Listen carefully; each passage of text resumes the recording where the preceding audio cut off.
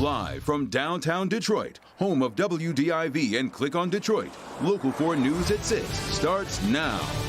Well, you don't have to wear a mask anymore, but to wear a mask or not to wear a mask? We're finding people are still asking that question. And on the day of the big rollback of state COVID rules, Governor Whitmer is promising lots of help for businesses and workers. And it's another in a horrific string of incidents involving children and guns. A 12-year-old Detroit boy is dead after he and his friends got their hands on a loaded weapon. Yeah, Detroit police are on the scene on the city's east side, and that's where Mara McDonald is live tonight. So, Mara, what else have you found out tonight? Well, Kimberly, number one, that 12-year-old was dead on the scene here. He never made it to the hospital. And here's the situation, at least according to friends and family, that you had this 12-year-old was a twin. He and his twin were dropped off at this home, which family says is his best friend's home here on Rochelle. So you've got three little boys in there, 2 12, 1 13, and police are confirming for us no adult supervision. So somehow the children get their hands on a loaded firearm that did not appear to have a gun lock or any sort of secretion anywhere safe. The children are playing with it. Somehow that weapon discharges. It is unclear whether it fell and discharged or whether somebody actually pulled the trigger or exactly what happened here. But the end result was this 12-year-old boy being fatally shot. DPD is currently interviewing the two other boys, including his twin, who were inside that house. We spoke to that boy's older brother just moments ago, who you can tell is simply in shock over what has happened here. Take a listen. Just when you say his name, think of good things. Don't think of the situation, don't think of bad things, don't think of any of that. Think of good things, think of the good boy he was. Think of all the love he shared. He shared a lot of love. He had a lot of love. He had a big heart bigger than his body. Back here live, as one neighbor put it to me, you've got two families here now who are going to be utterly devastated by what's happened. We're live on Detroit's East Side. I'm Mara McDonald, Local 4. Sadly, that is so right. All right, Mara. Let's turn now to a big moment in the pandemic, the end of Michigan's broad COVID safety restrictions. Governor Whitmer telling Michiganders today this is an occasion worth celebrating. Today is an exciting, happy, joyful moment. This is an exciting announcement that we are now dropping the EPI orders. Effective today, there is no more mask or gathering order. Effective today, there are no more capacity limits, indoors or outdoors. Effective today, our Pure Michigan summer is back and we can realize it. Now, the pandemic continues, however, and getting back to normal is going to take some time, especially when it comes to the economy. Priya Mann is live with some pledges made today to help businesses and people they might be looking to hire. Priya? Yeah, that's right. There are staffing shortages in almost every industry, but especially in hospitality. Now, Governor Whitmer's budget proposes using a mix of federal relief funds as well as a $3.5 billion surplus to pay people who are returning to work an extra $300 a week through September to make up for what they were making in unemployment, as well as offering grants to small business owners so they can pay people more. All restaurants are opening to 100% again today, but all restaurants are not 100% ready. Ali Saad owns Starters restaurants in several cities and welcomed the news that mask mandates and capacity restrictions were lifted today across the state. I'm ready to put it in hindsight. I'm ready to just say, you know what? There it is in the rearview mirror, and I'm driving 100 miles an hour that way. Tiffany Barber owns this food truck and several other small businesses employing about 25 people. She supports the governor's budget, which includes expanding eligibility for child care subsidies and financial incentives for people returning to work. Any assistance that the small business owner can get just to have a good worker, quality worker, would be phenomenal. Whitmer also wants to offer $20,000 grants for struggling small business owners so they can hire more people. So if you can get a jump start to really get some assistance with getting started, I think that will not only help boost current small business owners, but help propel other people into entrepreneurship. Staffing is a major concern for Ali, who doubts most restaurants are prepared to go back to full capacity. We're going to ask for people to be patient when they come in. But overall, he's looking forward to summer sales and a new normal. As a dad, in 5 years, we're going to look back and wonder how we got through 18 months of this. And he's like, he goes, I hope we can laugh about it in 5 years. That was our Priya Mann reporting. Now, today the state is no longer telling Michiganders to wear masks, but you are still likely to see them when you're out and about. Paula Tetman spent the day exploring the decisions people are now making on their own. Paula? Devin, absolutely, because some people are feeling, I guess you could call it a sense of acceleration trauma. This happened so fast, it's hard to process, while other people we talked to, well, this just couldn't have happened soon enough. People chose to fight the mask or wear the mask for various reasons, and now that it's no longer mandated in public places, people are choosing to wear the mask or not wear the mask for various reasons. I don't like to be, how can I say, told what to do. Told what to do, yeah. So you said you don't like to be told what to do. Do you wear your seatbelt? Oh, yeah.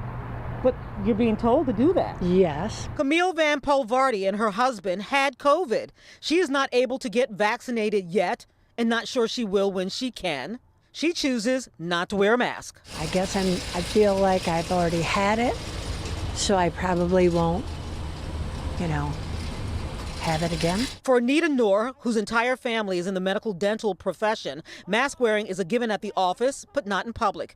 And now she is glad about it. I figure if it's going to get me, it's going to get me. I wash my hands, I, do all the things you're supposed to do, kept our 6 feet different, kept our office closed for 2 months. And I'm comfortable. My 2-year-old granddaughter's been wearing a mask it's just not normal. But she's been wearing it, so now that's done. She doesn't have to worry about that because she can't be inoculated. Mavis is very much aware that just because you don't have to wear a mask doesn't mean the pandemic is over, because it isn't, and the virus is still breeding variants. Things are getting back to, like you said, to a level of normalcy, but just my own personal feelings is I still want to be careful, unless, less more time pass, and I think I'll get back there, but for right now, I'm still feeling real cautious.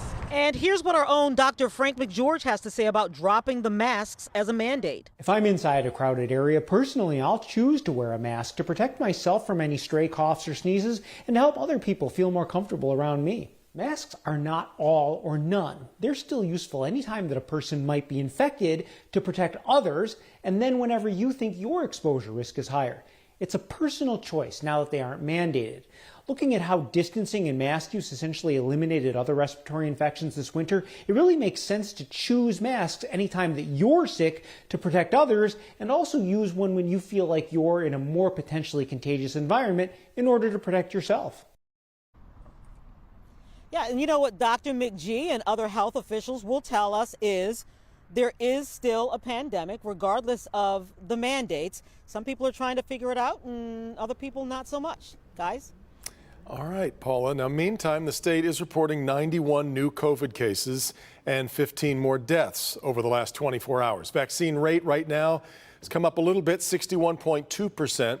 The 38th annual Metro Detroit Youth Day on Belle Isle has been canceled. However, the Michigan Youth Appreciation Foundation is planning a reception to honor high school seniors who've received college scholarships. Vice President Kamala Harris, by the way, is going to visit Detroit next week. She'll be here to encourage vaccinations. That visit comes as the White House says it is unlikely that the U.S. is going to reach the goal of 70% vaccine rate by July 4th.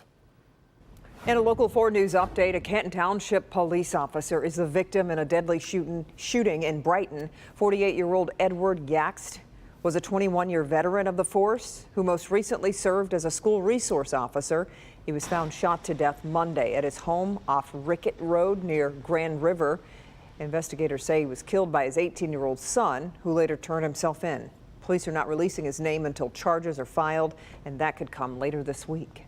Washtenaw County Prosecutor Eli Savitt is hoping to help as many people as possible realize that they may be able to expunge their records. That process would allow certain people who have committed crimes to move forward in a positive way. Victor Williams live with a closer look. Victor, not everyone is happy with Eli Savitt's outreach effort. That's right, Devin. This is a pretty unusual move for the prosecutor to make, but he insists he cares about second chances, even with the critics. we're trying to help as many people as possible. You know, the law just went into effect on April 11th. With the passing of a state law allowing Michiganders to expunge their records, County Prosecutor Ellie Savitt wants those in Washtenaw County to know they can have a clean slate through the Conviction Integrity and Expungement Unit. We're out here passing out these goodie bags, letting people know about the expungement laws, and we're available to help for free. But one person, Ypsilanti NAACP Vice President Lee Tucson, says that's not Savitt's place at all. Prosecutors should not be out here soliciting in this kind of fashion to get records expunged. That's the defense attorney's job. While the NAACP VP doesn't have a problem with the expungement process, he doesn't agree with what the prosecutor is doing himself. The prosecutor's job is to work with the police to bring those that has committed crimes to justice. That's not good for the community. That's not making the community safe. Either way, Ypsilanti residents are excited with the idea. I think that everybody should come out and walk the streets and, you know, get to know the people. Second and third chances, I truly believe that's a positive thing for us to have. I think if you have a chance or an opportunity to get a clean slate, I think everyone deserves that opportunity. And keep in mind, only certain people are going to be eligible for this expungement. So to look at all of those details we've placed on our website, clickondetroit.com, at there right now. Victor Williams, Local 4. You got it all right, Victor. Oakland University will increase its tuition by 4.2% for the 2021-22 school year. Last year, the school didn't increase tuition because of the pandemic. The increase sets the sticker price for in-state first-year and second-year students at $14,025 per year. The university's CFO says the school needs to replenish nearly $7 million the university took from its reserves due to COVID. A soldier from Detroit is accounted for decades after going missing at war. Where he was fighting and how he was finally identified, just ahead tonight. That's coming up, but first, here's Ben. Kimmy, Devin, may be too little too late, but we're actually going to see these temperatures rise a little bit before the sun goes down. But we're for another cool night. Find out when the warmth of summer finally returns.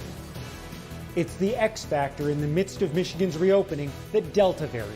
I'm Dr. Frank McGeorge. Coming up, why this variant has so many experts concerned and how it could threaten to derail our recovery, especially in southeast Michigan.